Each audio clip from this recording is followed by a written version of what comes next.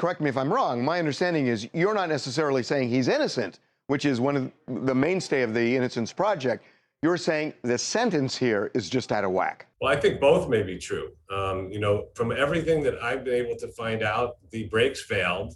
He was not trained. He was a 23-year-old kid behind the wheel of an 18-wheel rig, right? And he, with the brakes failing and the truck, barreling down the road, put yourself in his shoes. What are you going to do? We don't know what kind of training he received. So what is the proper disposition for the governor? Is it to pardon him, to commute, to reduce the sentence? If suppose they reduce the sentence to 10 years, how would you feel about that? If I were the governor, I would sentence him to community service. I know that at least one of the families, you guys may know better, but at least one of the families has come out and said, of the victims, has said, we don't want him in jail. He didn't, this is not justice.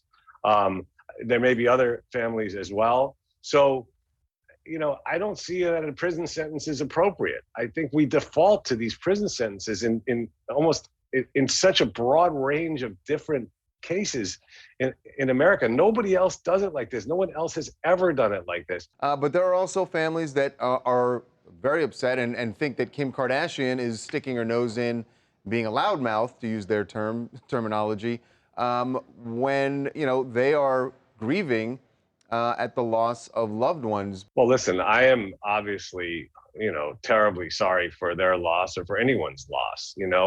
But all appearances are that it was an accident. And putting him in prison doesn't bring anyone back.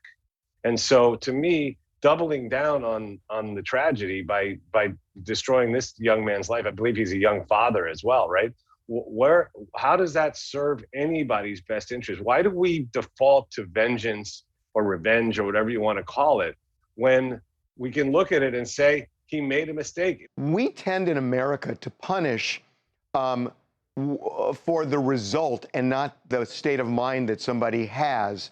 And that, if this driver had, hit a parked car, it would be the same type of negligence, but we're not punishing him for his negligence, where it seems like the punishment is more that it happened that there were 4 people in the car who died. And it's almost like punishing based on revenge rather than bad acts. This is a perfect example, right? The judge didn't think he tried to hurt anybody, didn't want to sentence him to this sentence, and then his hands are completely tied. This makes no sense whatsoever. Why have judges then?